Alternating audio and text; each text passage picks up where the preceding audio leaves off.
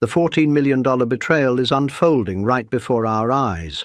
Tyler Perry has officially washed his hands of Prince Harry and Meghan Markle, demanding his money back after they ghosted him on a massive secret loan, while whispers of an inevitable divorce grow louder and the palace quietly maps out its next steps.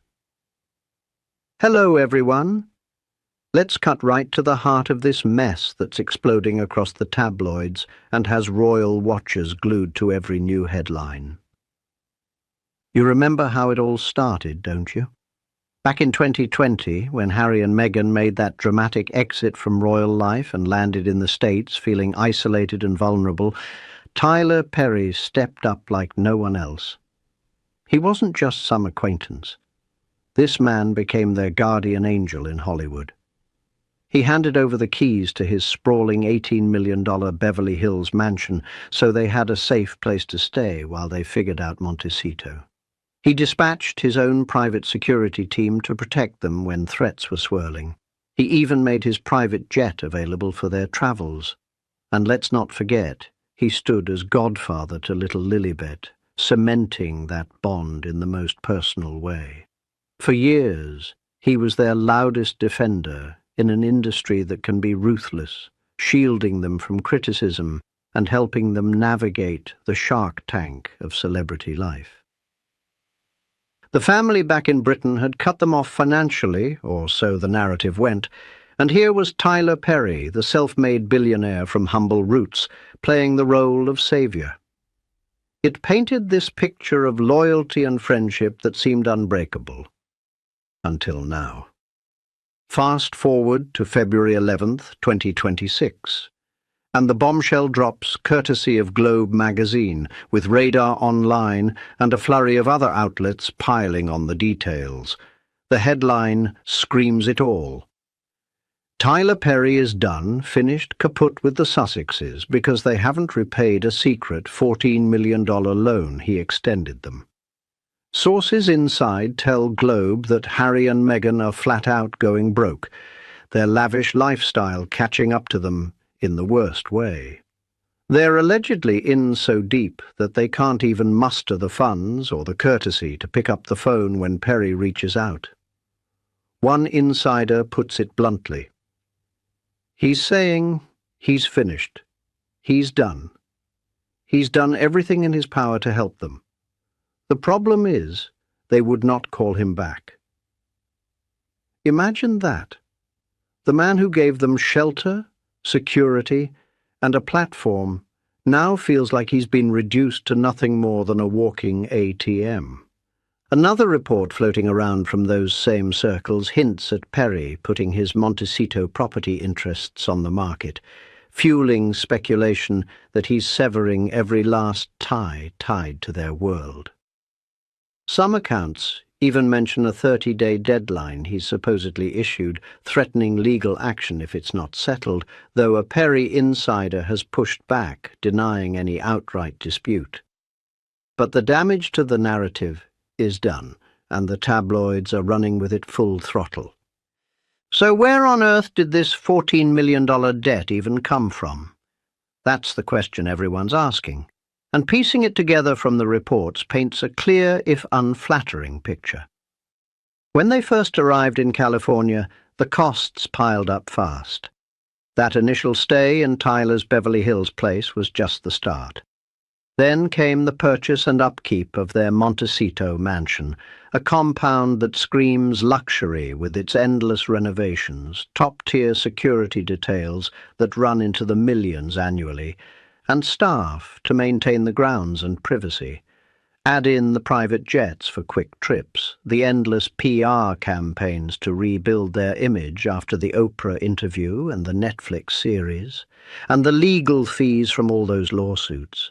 Remember the battles with the British tabloids, the family estrangements that required high-powered attorneys on both sides, and even the copyright skirmishes over their branding?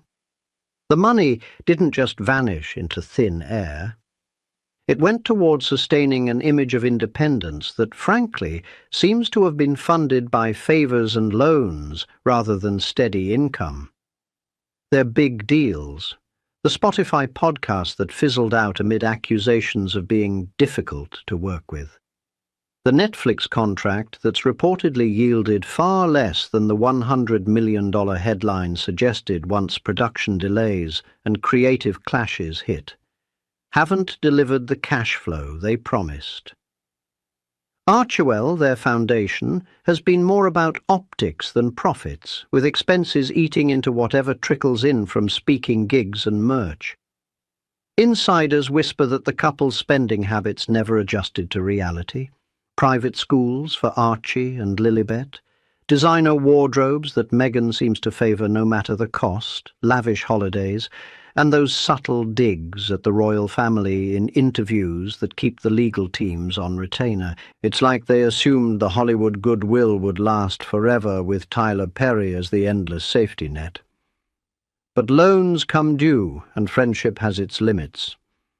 And why is Tyler pulling the plug right now, after all these years of loyalty? That's where the real intrigue kicks in, the kind of behind-the-scenes drama that makes you wonder about the true cost of celebrity alliances. Reports suggest he's fed up with being used, feeling like the generous friend who kept giving while they kept taking without so much as a thank you or repayment plan. Being ghosted, not returning calls, dodging discussions. That's the final straw for a man who's built an empire on hard work and straight talk. He's not some naive newcomer. Tyler Perry knows the value of $1 coming from nothing to billionaire status through sheer grit. Sources close to him paint a picture of frustration boiling over. He did everything: housing, protection, introductions to power players, and in return, silence on the debt. It's got that classic betrayal flavour, where the helper realizes too late they've been cast as the convenient bank rather than the confidant. Some speculate the timing ties into broader pressures. Maybe Perry's own projects are demanding capital, or he's tired of the endless Sussex drama dragging his name into tabloid mud. Whatever the trigger, this move signals a seismic shift. If even Tyler Perry, their most steadfast Hollywood ally and Lilibet's godfather, is walking away, what does that say about the couple's standing? It's like the first domino in a line that's been wobbling for years. Now, let's talk about how that Markle woman is reportedly handling this demand for repayment, because her reaction, according to the whispers, fits the pattern we've seen time and again. Instead of humility or negotiation, it's all offence and deflection. Insiders describe a gaslighting approach, turning the tables to make it seem like Perry owes them for the association, or that the loan was more of a gift wrapped in friendship that shouldn't be questioned. The narrative she's pushed publicly has always been one of victimhood. The family wronged them, the press hounded them, everyone else should support their truth.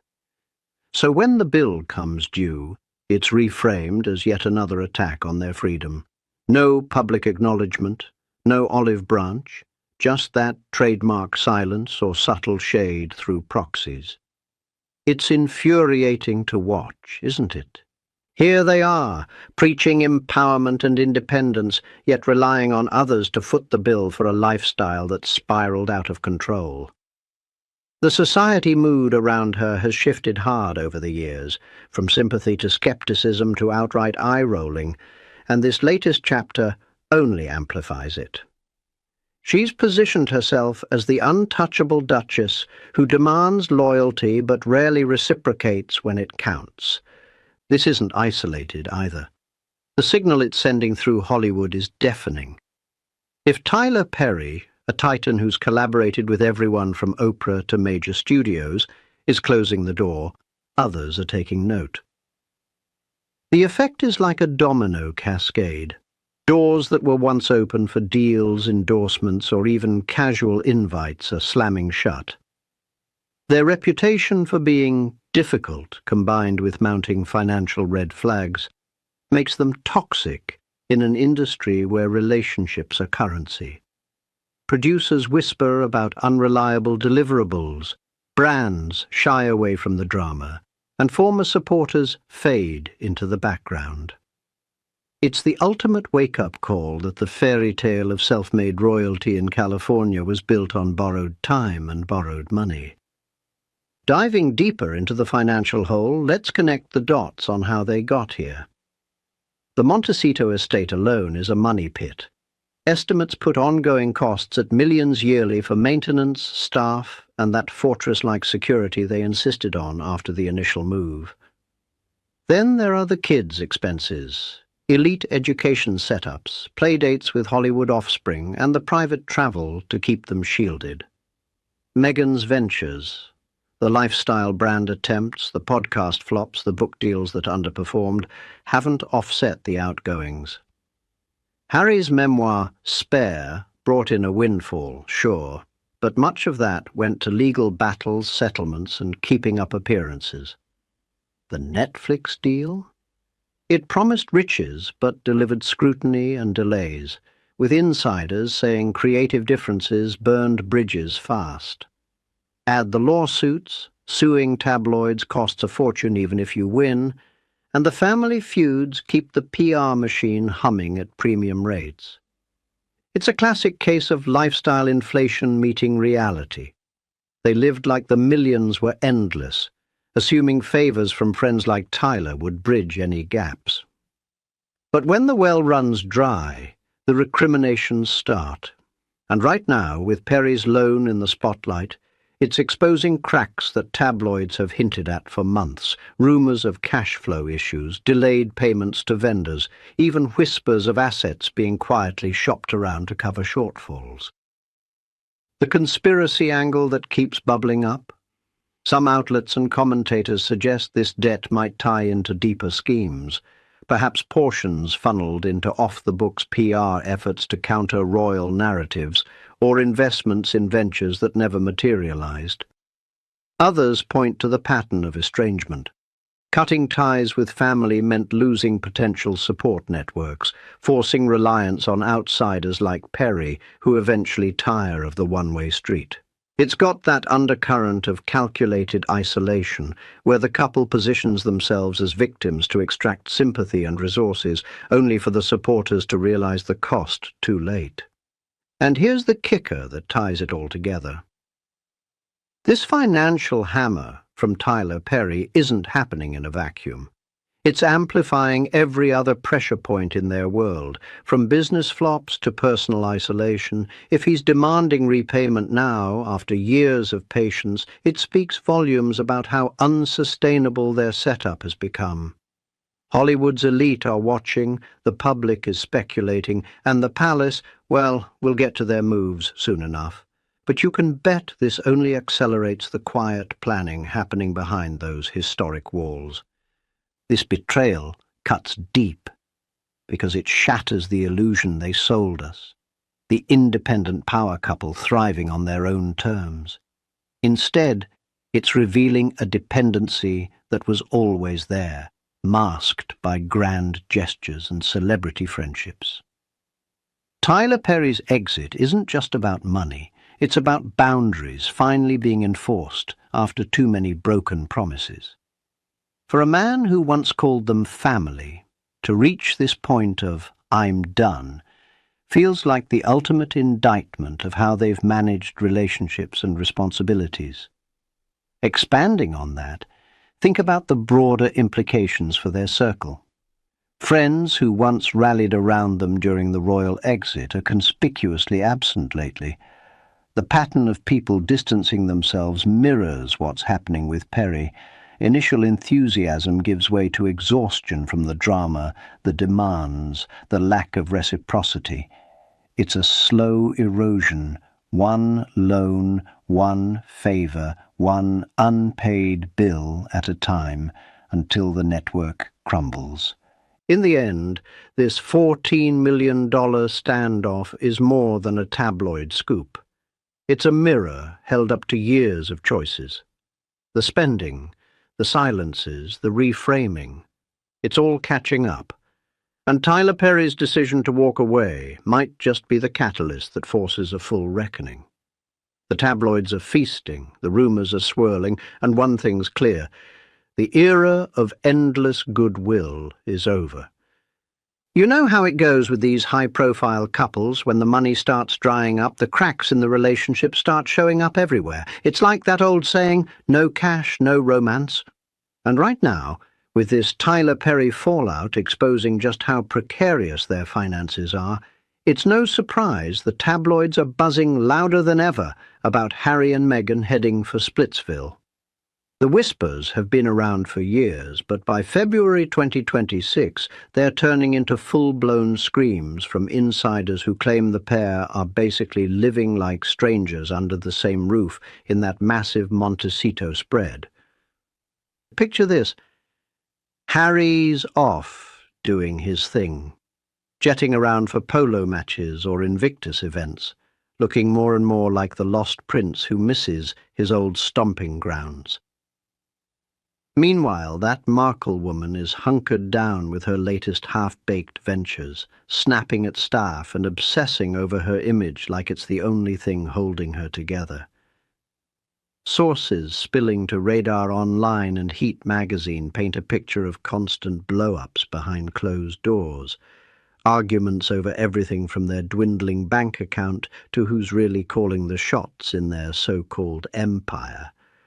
One insider even dished that they're on opposite schedules, spending weeks apart without so much as a shared meal.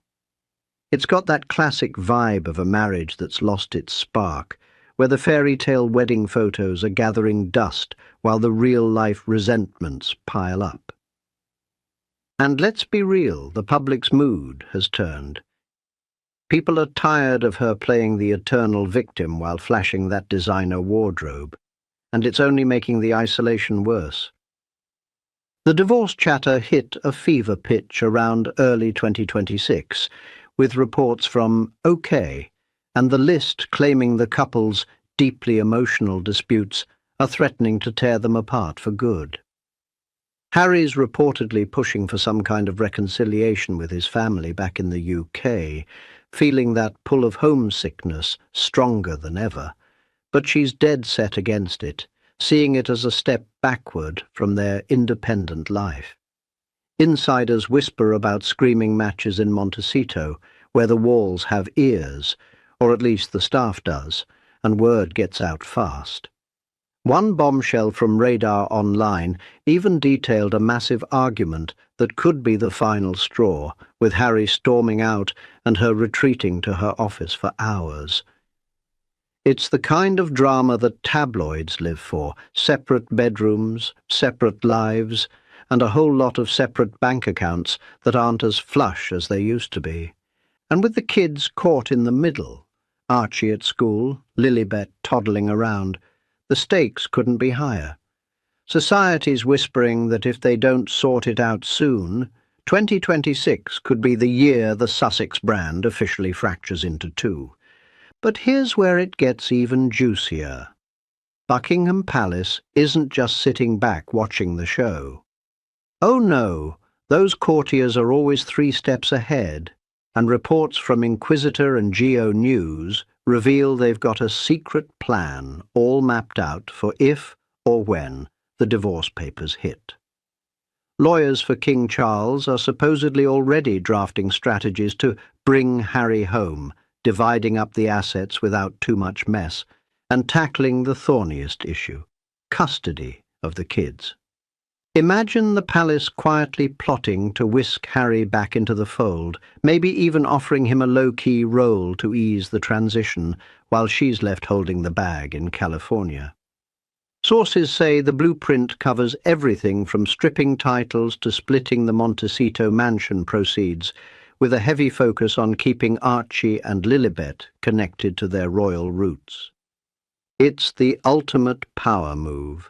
The family that cut them off financially now positioning itself as the saviour, especially with Harry's regrets bubbling to the surface. And that child custody angle? It's the real gut punch. Palace aides reportedly want the kids' futures pre-mapped in meticulous detail until they're adults, which could mean summers at Balmoral or schooling in the UK, far from Meghan's Hollywood dreams. It's got that conspiracy flavour, like the royals have been waiting for this moment to reel Harry back in and sideline her once and for all. Of course, this isn't happening in isolation. Remember all those celebrity friends who fawned over them at the wedding? Well, by 2026, most have quietly ghosted, adding fuel to the isolation fire. Oprah Winfrey, once their biggest cheerleader with that bombshell interview, has distanced herself big time. No more joint appearances, and insiders from Page 6 and Closer magazine say she's annoyed at being dragged into their endless drama, even denied advising them on Megxit back in the day. Then there's George and Amal Clooney, who showed up to the wedding despite barely knowing them. Reports from the US Sun and Daily Express suggest George is cozying up to King Charles now, while Amal keeps minimal contact with Meghan. It's like the A-list realised associating with the Sussexes is more liability than luxury. Too much controversy, not enough payoff. David and Victoria Beckham? Long gone after some perceived snub. Kris Jenner? Fleeting at best. The circle's shrunk to a handful of yes people, leaving Harry and Meghan more exposed than ever. And let's not gloss over the business flops that have them scrambling. By 2026, Archerwell's a shadow of what it promised. Their Spotify deal crashed and burned back in 2023 after just one season of her Archetypes podcast, with execs calling them grifters for not delivering on that $20 million payout. Netflix? The big docuseries Harry and Meghan made waves, but follow-ups fizzled. Her lifestyle show got axed, and insiders from BBC and Newsweek say the platform's questioning the value amid production delays and creative clashes. The foundation's down to skeleton staff, with reports from Page 6 claiming it's basically kaput, relying on recycled ideas that don't land. Why can't they pay back Tyler? Simple. The income's not there. Speaking gigs dried up after the backlash from Spare, merch sales tanked, and those lucrative deals turned out to be more hype than cash. It's a vicious cycle. Failed projects lead to bad press, which scares off partners, which worsens the money crunch. Now, zoom in on Harry. Poor guy's psychological state is the heartbreaking part of this whole saga. Experts from Fox News and OK magazine are saying he's riddled with regrets, feeling like an exile in sunny California while pining for the UK. That heartfelt essay he wrote about Remembrance Day back in 2025, it screamed homesickness, gushing about Britain's military heritage and his love for the country he left behind.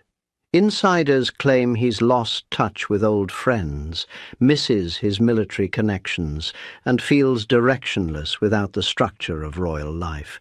Amid the bankruptcy whispers, he's reportedly agonizing over unfinished business with his family, especially with King Charles's health in the mix. It's like he's caught between loyalty to her and that deep pull of his roots, torn, isolated, and wondering if ditching the firm was worth it. Society's sensing the vulnerability. People are starting to pity him more than blame him, seeing him as the one who got swept up in her ambitions. Toss in some related buzz to round it out, like how their Invictus Games funding is under scrutiny again, with donors pulling back amid the scandals. Or the resurfaced claims about her Duchess difficult reputation, with staff turnover at Archerwell hitting record highs. Even the Nigerian state visit drama from early 2026, where the palace hosted royals right after the Sussexes' faux tour, felt like a subtle dig at their fading influence. And don't forget the Quora threads and Reddit rants dissecting every move, from her failed media empire to his solo ski trips that scream escape. It's all feeding into this narrative of a couple unraveling, with her clinging to the remnants of fame while he drifts toward reconciliation. In the end, it's a tough pill to swallow. That grand escape for freedom landed them in a debt trap deeper than they imagined. What started as a bold stand against the establishment turned into a cautionary tale of overreach and isolation.